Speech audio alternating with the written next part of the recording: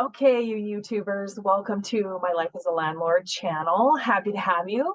You're going to be watching me record episode number 32, which is a tenant perspective topic called Help, My Landlord Forgot About Me. This is all about what happens if a landlord is not responding to trouble call, needs repairs, things like that. So welcome to it. Excited you're here. Okay, let me get the rest of this started here. Where are we? Okay, here we go.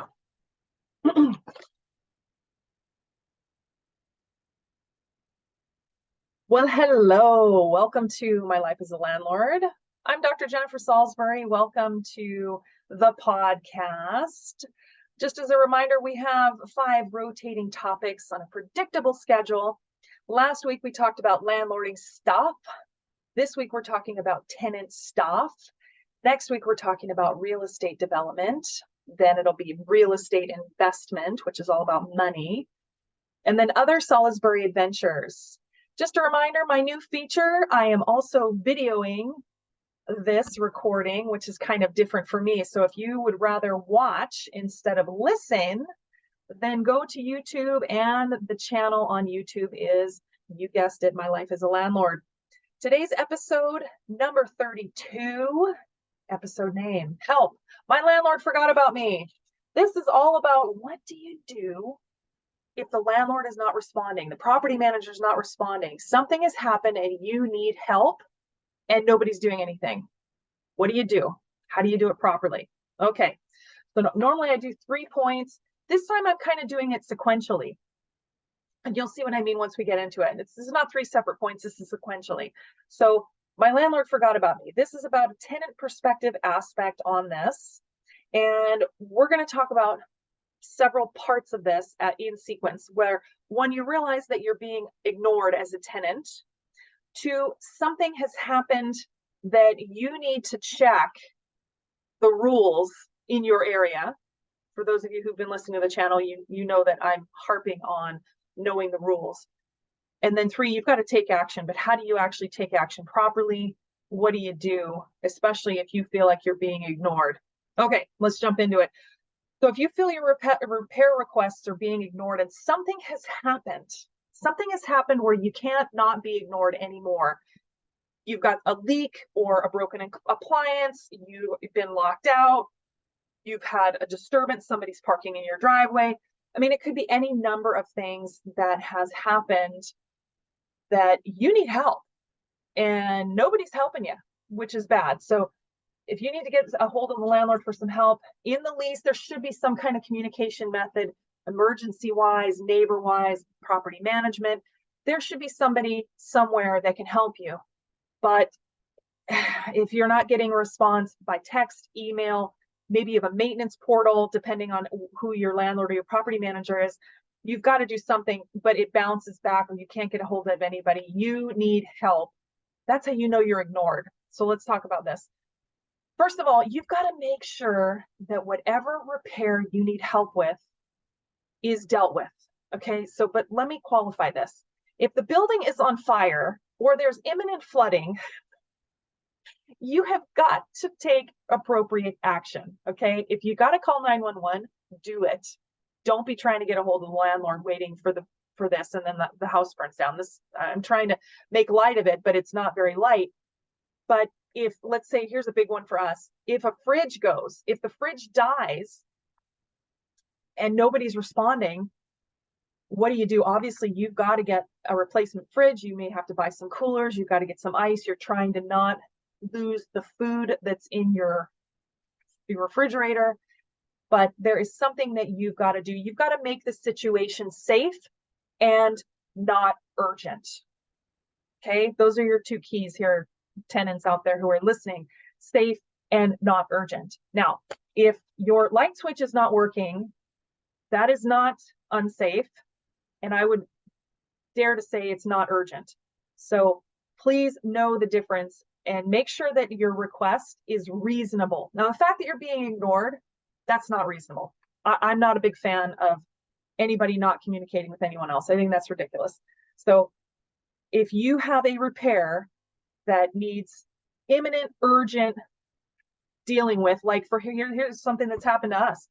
we had our water main in the driveway burst. And I'm trying to remember if it was, I think it was like a Sunday morning at like 7 o'clock.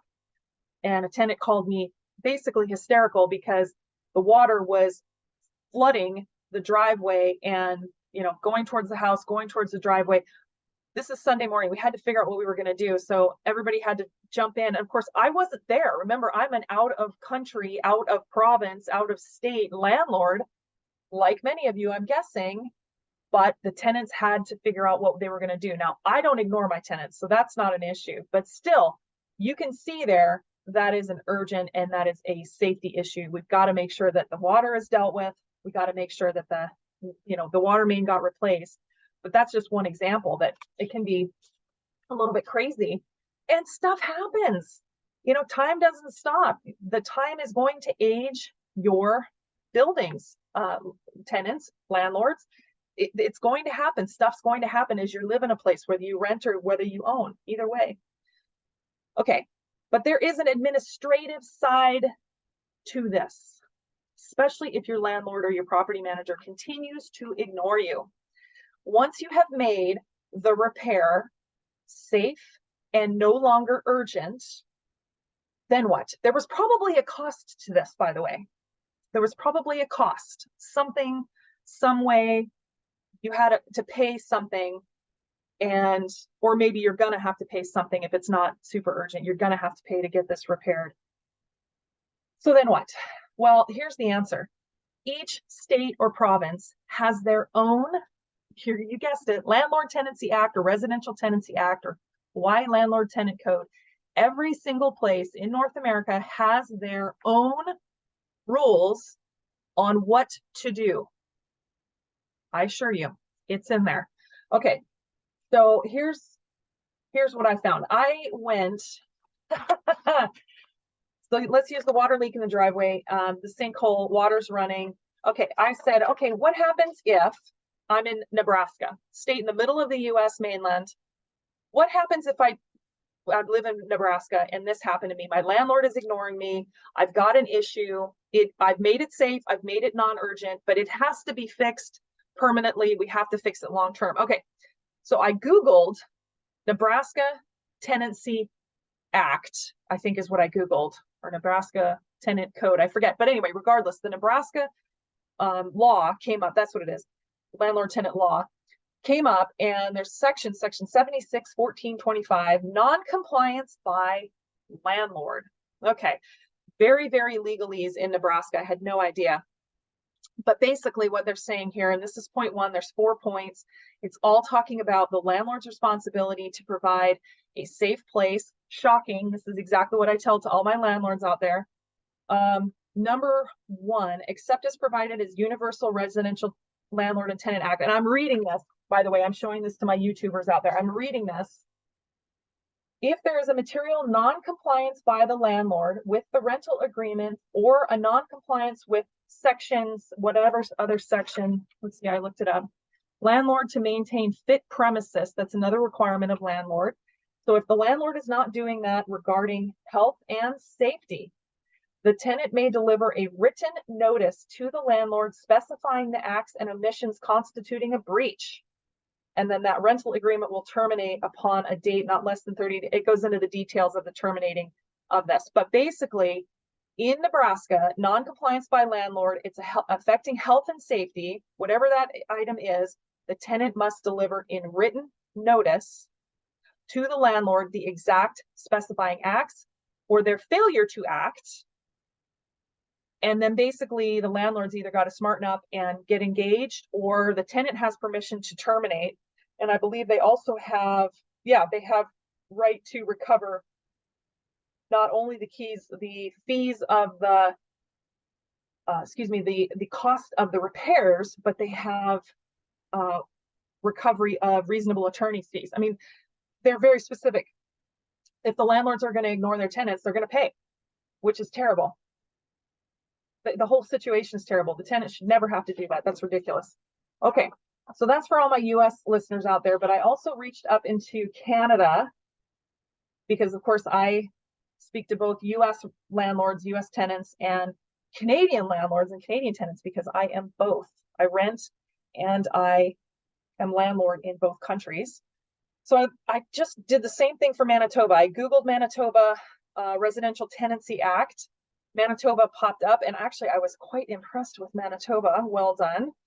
And so I pulled up the residential tenancy branch fact sheet for Manitoba, and it says something almost identical, except in Manitoba's situation, they asked the residential tenancy branch, the third party, British Columbia is the same way, they asked the residential tenancy branch for help. Now, I don't know if BC does that. Manitoba does, where the tenant can actually ask for help, and then the branch will reach out to the landlord. But it does say that a landlord must make sure that the rental is in good state of repair, meets health and building and maintenance and occupancy standards, and then a tenant must repair damage they cause or damage caused by anyone that the tenant allows in the unit of complex. Tenant is responsible for their own damage along with guests, which makes sense.